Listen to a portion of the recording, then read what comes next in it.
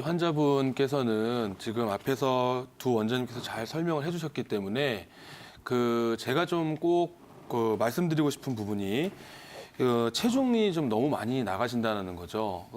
연세에 비해서 키에 비해서 체중이 너무 많이 나가시다 보면 지금 이 어깨에서 팔로 내려가는 신경학적인 통증이나 근육학적인 통증들이 이게 디스크 진단을 받았다고 해서 단순히 디스크로만 인해서 통증이 생긴다 그렇게 볼 수는 없고, 지금 아까 이마성 원장님께서 말씀하신 것처럼 근육이 뭉치면서 근육의 뭉침으로 인해서 혈액순환 자체가 잘 안 되면서 통증이 생기실 수도 있습니다.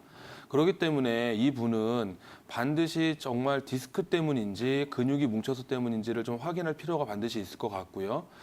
제가 덧붙여서 이분은 반드시 체중 조절을 꼭 하셔야 된다고 말씀을 드리고 싶습니다. 이 체중 조절이 안 되시면 결국은 이게 뒷목이 자꾸 이렇게 뭉치면서 항상 뒷목이 튀어나오게 되고 가슴이 답답해지고 이러다 보면 결국 체중 부하가 걸리면서 디스크가 결국 눌릴 수밖에 없는 환경이 될 수밖에 없고요.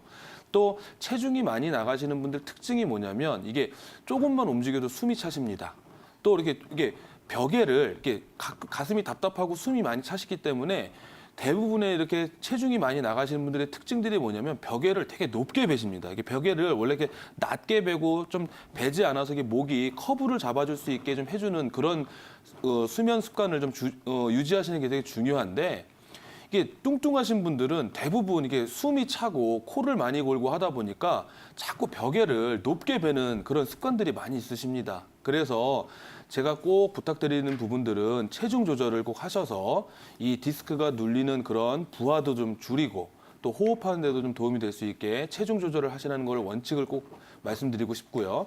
두 번째는 이분이 정말 목 디스크로 인해서 이제 그 통증이 있으신 거라 그러면 대부분 이 경추 5번에서 6번, 6번에서 7번 사이에 나오는 디스크 협착혈이라고 하는 혈자리들이 있습니다. 그래서 이제 저희가 약침을 치료할 때 제일 많이 호발되는 부분들이 경추 5번에서 6번 사이, 그다음 6번에서 7번 사이, 저 그림에 보시면 나오는 그 파란 점 찍힌 부분들이 이 뼈와 뼈 사이에 디스크 신경이 나오는 그 협착혈이라고 하는 부분들의 약침 치료를 통해서 그 신경학적인 통증에 아까 말씀드렸던 손에 힘이 빠진다거나 통증이 생긴다거나 할 때 그 손상된 조직을 회복시키고 인대들을 강화시킨다거나 이 경락의 소통을 원활하게 해주는 홍화 약침이라든가 주목 약침이라든가 그런 디스크 약침을 치료하는 방법들이 있습니다. 그래서 가까운 한의원에 가셔서 그런 약침 치료들을 좀 꾸준하게 받으시면서 그 인대 근육들을 좀 잘 회복시키면 분명히 통증들을 잡는 데 분명히 도움이 되실 겁니다. 마지막 부탁은 지금 디스크 신경이 만약에 눌려서 자꾸 이렇게 디스크가 좁아져서 나타난다고 하시면 평소에 생활하는 습관들 중에서 아까 말씀드렸던 벽에를 좀 낮게 베신다거나 아니면 제가 항상 이렇게 그 디스크 환자분들한테 권해드리는 운동법 중에 하나가 거꾸리 하는 운동하는 건데, 이게 자꾸 중력 방향에 자꾸 체중이 눌리면서 디스크가 눌리니까 이게 좀 체중이 많으시니까 이런 분들은 철봉에 매달리기 이런 거는 못 하실 거고, 이런 헬스클럽 같은 데 가시면 발목을 이렇게 묶어서 이렇게 180도 돌려서 거꾸로 이렇게 매달려서 한 5분에서 10분 정도 이렇게 매달리면 이 척추에서 뼈가 자꾸 이렇게 디스크를 압박하는 것들을 조금 완화시켜주는 그런 부분들을 하실 수도 있고요. 그런 게 좀 여의치 않으시면 또 한의원에 가시면 추나도 받으셔도 좋고, 아니면 견인요법이라고 해서 이렇게 견인 치료 기계를 통해서 그런 부분들을 조금 풀어주는 물리치료 방법들도 있고 하시니까 가까운 한의원이나 병원에 방문하셔서 그런 치료들을 적절히, 지금 진통제만 너무 드시고 계시는데 그렇게 하시지 마시고 꼭 치료를 받기를 권해드립니다. 네, 이 지금 50대 여성분께서 그 잦은 소변, 이제 한의학적으로 봤을 때는 과민성 방광, 그러니까 방광이 좀 예민해져서 그렇게 잦은 소변을 볼 수도 있고, 그 증상이 더 심해지면 소변 실금이라고 해서 그러니까 우리 소위 말하는 요실금처럼 소변을 잘 참지 못하시는 거죠. 그래서 이제 잦은 소변을 보는 것들을 대부분 이제 과민성 방광 증후군 이런 식으로 얘기를 하는데, 항상 증상이 이렇게 참을 수 없는 어떤 절박함을, 계속 소변을 볼 때 절박함을 느낀다거나 하루에 8회 이상 이 소변을 자주 보게 되는 빈뇨를 증상으로 호소를 하신다거나, 아니면 주무시면서 한 2번, 3번 이상 이렇게 자꾸 화장실을 자꾸 가게 되는 경우들을 잦은 소변, 과민성 방광, 소변 실금이라고 얘기를 합니다. 원인들은 여러 가지가 있습니다. 이 여러 가지 원인들 중에서 대표적인 것들이 어떤 요로 감염이나 어떤 방광염을 앓고 나서도 이런 이 소변 실금 그 이제 과민성 방광 증상이 오기도 하고요. 또 어떤 경우에는 호르몬 결핍 때문에 오는 경우들도 있고 또 지금 이분이 50대 좀 체중이 좀 나가시는 걸로 좀 보이고 있는데 비만한 환자들이 또 이렇게 과민성 방광이 오는 경우들도 있고요. 또 어떤 경우들은 또 한의원에 자주 오시는 분들 중에서 그런 경우들이 어떤 경우들이 있냐면 아기 놓고 나서 이게 쉽게 말하면 아기 놓고 나서 너무 용력 과다 힘을 많이 쓰고 나서 기운이 빠지면 이렇게 또 소변 실금, 이렇게 요실금처럼 소변을 자주 보게 되는 경우들도 있고요. 또 어떤 경우가 있냐면 이제 호르몬 결핍으로 인해서 나이가 드신 게 갱년기가 지나신 여성분들이 이렇게 소변을 잘 참지 못하는 그런 경우들도 생기게 되는 여러 가지 원인들이 있습니다. 그래서 이걸 한의학적인 그 원인들을 좀 보면 첫 번째로는 기운이 딸려서 결국은 방광의 기화 능력 자체가 떨어지면서 기운이 딸려서 이 과민성 방광이 생기는 경우들도 있고요.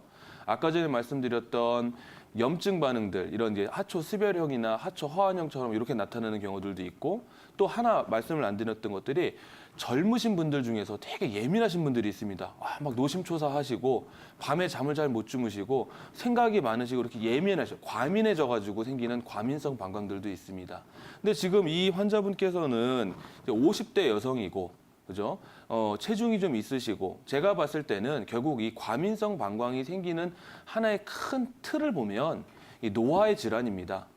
이 한의학적인 관점에서 이 위쪽에는 심장이 있고 밑에는 신장이 있는데 이 몸이 잘 순환이 되려면 배꼽 밑에 아랫배의 단전이라고 하는 부분에서 이 아랫배에 물을 끌어줄 수 있는 이 방광의 기화 능력이 좋아야 이 소변을 좀 시원시원하게 보고 한 번에 몰아서 보고 자주 보게 되지 않는 그런 그 기능들을 할 수가 있게 되는데요.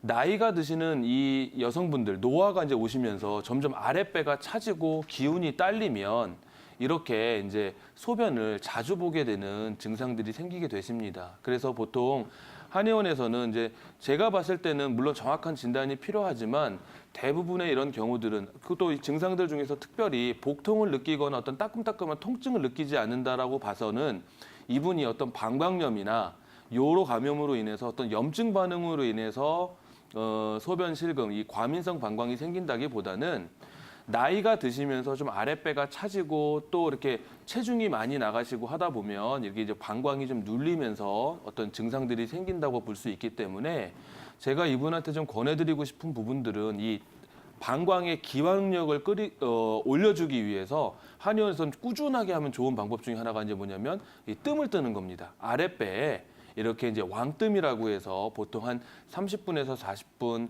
뭐 매일 오셔서 떠도 좋고 아니면 일주일에 뭐 한 3번 정도, 4번 정도 이렇게 오셔서 이게 뭐 조그만 뜸도 있지만 저렇게 그림에 보시면 큰 뜸을 가지고 아랫배 단전을 좀 데펴주면 여성분들 호르몬 분비도 원활하게 되고 뱃살도 좀 잘 빠지고 이 방광의 기화 능력을 도움이 되기 때문에 이제 그런 부분들을 가지고 뜸을 좀 뜨기를 권해드리고 싶고요.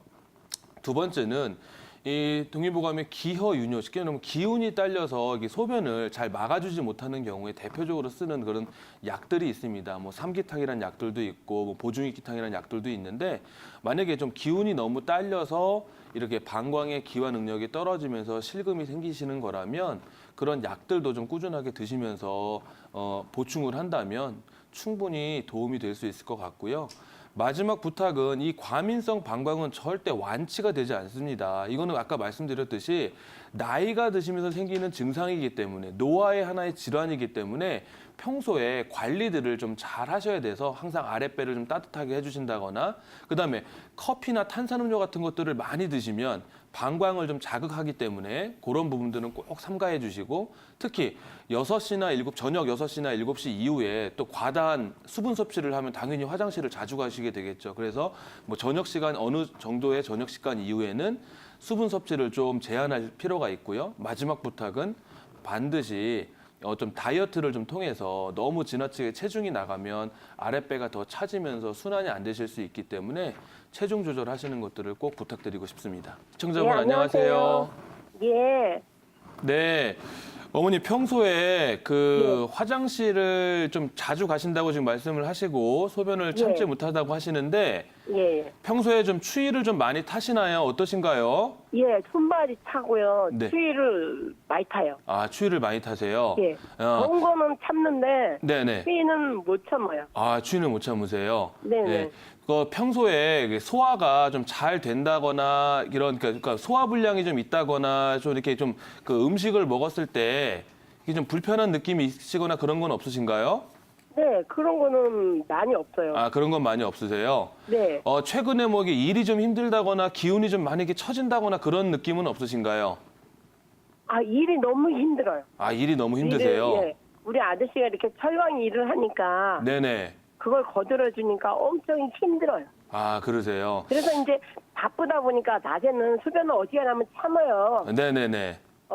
그리고 또 바쁘다 보니까 수변을 자주 놓는 곳을 어지간하면 참는데 네네. 잠 잘 때는 신경도 예민하고 그냥 아픈 어깨도 아프고 허리도 아프고 하니까 네. 자주 깨는 거예요. 네네네. 그러니까 깰 때마다 맨날 화장실 왔다 갔다 하는 거예요. 아, 무슨 말씀인지 알겠습니다. 지금 제가 네. 봤을 때는 네. 이제 그 야간요, 쉽게 말하면 이게 참았다가 몸이 힘들고 하시다 보니까 밤에 좀 푹 주무셔야 되는데, 예, 그죠? 화장실을 좀 자주 가게 되는 그런 부분들이 문제신 것 같은데, 네. 아까 저희가 좀 설명드린 것들 중에서 제가 봤을 때 어머니는 우선 두 가지, 이게 너무 일이 힘드셔서 기운이 예. 좀 떨어지시는 것도 좀 있으신 것 같고요. 예, 예. 아까 제가 여쭤봤을 때 평소에 추위를 좀 많이 타십니까? 네. 여쭤봤을 때 손이 좀 많이 차고 다리도 많이 시리고 하는 걸로 봐서 하초 허한형이나 기허형의 어떤 그런 부분들의 연관성이 있을 것 같습니다, 어머니. 손발이 무지하게 이렇게 빠져나가는 것처럼 이렇게 발이 더 많이 시려워요, 항상. 맞아요. 이게 원래 아랫배가 차신 분일수록 손보다도 이게 발이 더 시리고 또 봄이나 여름보다도 가을, 겨울이 되면 더 증상이 심해지는 경우들이 있으신데요. 예. 제가 꼭 권해드리고 싶은 것들 아까 말씀드린 대로 예, 예. 그죠? 저녁 이후에는 좀 그 과도한 수분 섭취하는 걸 좀 줄여주시고요. 예. 그다음에 뭐 바쁘셔서 한의원을 못 가신다 그러면 집에서 이렇게 아랫배에 찜질팩이라도 예, 그런 걸 하고 자요. 예, 조금 볼 찜질팩이라도 좀 때마다. 많이 해주시고 매일 또 뭐 족욕 같은 것도 좀 도움이 좀 되실 것 같고요. 예. 예, 그리고 지금 생각보다 좀 체중이 좀 나가시는데 예. 그죠? 음식 조절들 중에서 너무 인스턴트 음식이나 밀가루 음식 이런 것도 좀 피해 주시면서 그죠? 예. 그리고 이제 커피나 또 기운이 없으신 분들은 막 반짝반짝 올리기 위해서 커피나 탄산음료 많이 드시는데 커피를 많이 먹어요. 예, 그러니까 그런 그 커피나 탄산음료 좀 줄이시고 항상 예. 아랫배 좀 따뜻하게 해주시고 그다음에 예. 밤에 주무시기 전에 한 7시 이후로는 수분 섭취하는 걸 조금 제한하셔가지고 평소에 좀 관리를 해보시고요. 그러고도 안 되면 가까운 좀 한의원에 한번 방문하셔서 그런 뭐 예. 약을 처방받으시거나 치료하는 것들을 좀 권해드리고 싶습니다, 어머니. 아, 그래서 이제 어느 한의원에 갔는지 그거는 제가 나중에 걱정이 돼가지고요. 방송 끝나고 예. 전화드리도록 하겠습니다.